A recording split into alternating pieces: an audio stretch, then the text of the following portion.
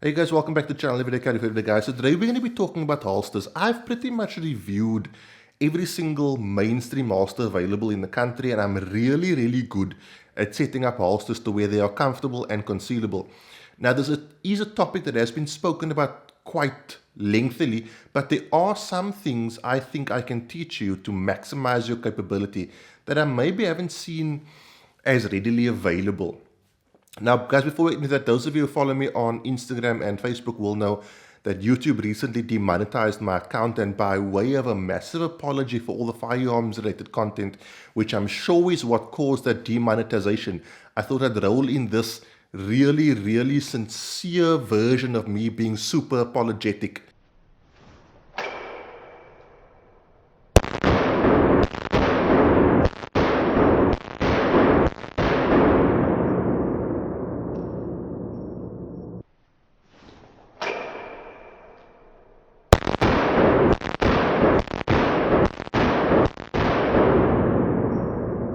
Having said that, let's talk about holsters. Now, guys, I'm going to roll in some shots of me wearing a holster without a concealment device.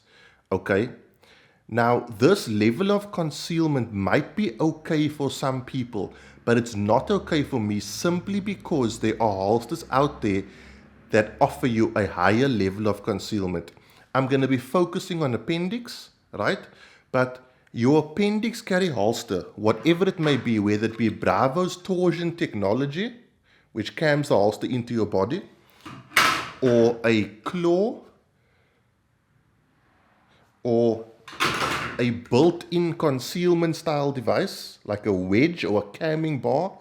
Guys, your appendix carry holster must have some form of concealment technology.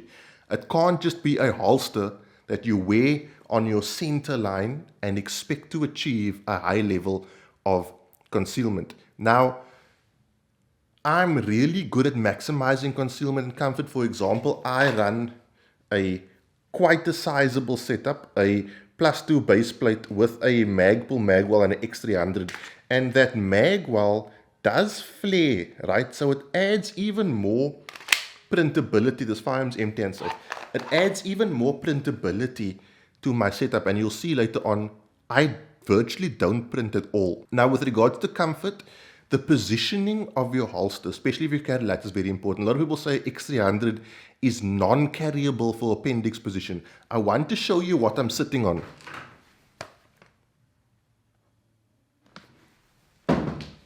Okay, that is pretty much as uncomfortable as one could possibly be whilst wearing an appendix holster, and I'm currently running a X300. So what I want to talk to you about with positioning is, guys, your firearm should not be on your center line, okay? Especially if you're carrying a large weapon-mounted light. When God made man in his infinite wisdom, he foresaw the Surefire X300, and he foresaw how far it's going to extend past the end of the firearm. And so he built in this little inner thigh recess on all people so that we can carry our X300. If you're running an X300, you want the X300to be in that little recess between for a guy, genitalia, and the inside of your thigh. That's what God put it there for, to put the X300 there so you can run it and run it comfortably. If you are having comfort issues with your appendix holster, remember it is an appendix holster. The firearm should be off to one side of it. It shouldn't be directly centered. Doing that's also going to increase the concealability. Now, before we get to concealability, something that's very important is the ride height of the firearm. Now, a lot of people ask how high or how low your firearm should be, ride height. I would say for concealment and comfort, adjust your clips in such a way that they line up with your concealment device, claw, camming bar, whatever the case may be.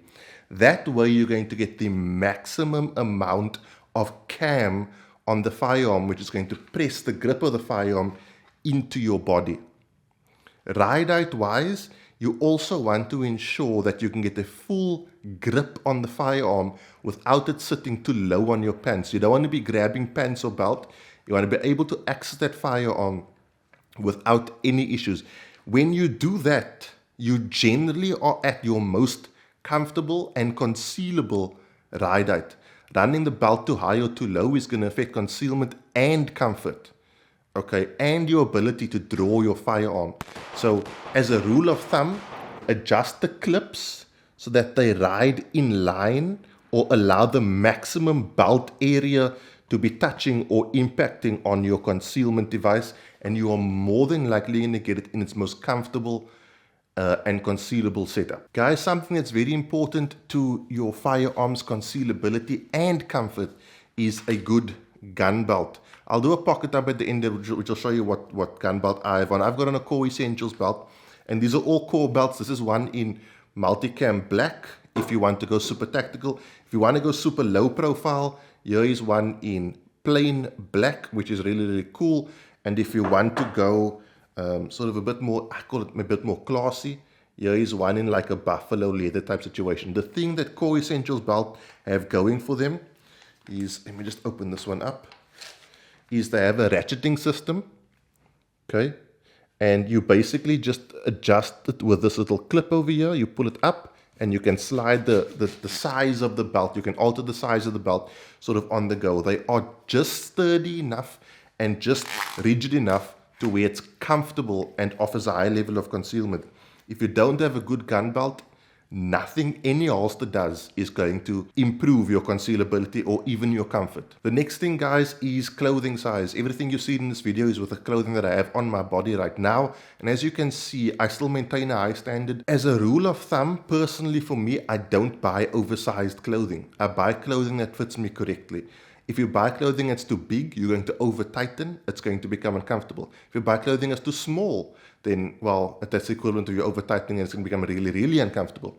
Your clothing should fit your body normally, and you should be able to slide the firearm in with your normal clothing setup. Old Khaki sells really good jeans, which are stretchy and those sort of things that I find work for EDC.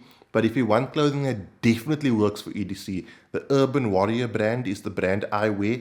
Their clothing is designed around ensuring you can concealed carry, right? Everything, their pants, their shorts, their t-shirts, their shirts, everything is cut to a certain specification to ensure your concealed carry life is made easier by properly concealing and maintaining a high standard. Buying t-shirts and pants that are too big just make you look sloppy. Another thing, guys, is stand up straight. If for no other reasons to present yourself as a figure of authority or look less like prey. But standing up straight push the chest out and pulls your stomach in. Now, I know some of you guys have bigger bellies, okay? And I get that. I am a fairly athletically built individual. So whilst you might think this might not translate well to you, I have found in the people who've asked me for assistance, when I've seen the pictures they send me, that these principles do work, okay? And it works across the board. If you've got a big belly, you might not be able to get the maximum level of concealment I can get, but I guarantee you, by doing these little nuanced things, you'll be able to maximize what concealment you can get. And as you've seen through the B-roll, I don't carry a small setup, right? I carry a lot of gun. I carry a lot of gear. Okay, guys, just to recap. One, your holster must have a concealment device, scamming bar, torsion technology, a claw. I find the claw to be the best. Two, adjust your clips so that they offer your belt the maximum coverage area on that concealment device. Three, don't buy oversized clothing. If you're unsure, buy Urban Warrior.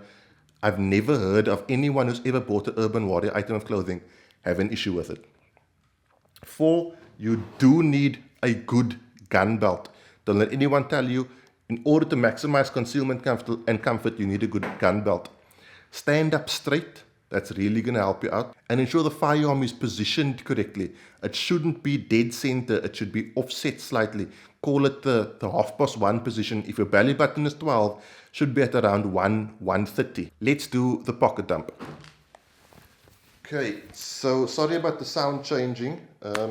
In my left pocket, I'm carrying the Olight i5T Plus because I'm I'm building a review on this. I'm EDCing it.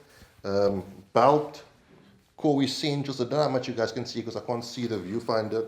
Holster, as always, is Southwest Holsters Rattler 2.0. Just a second.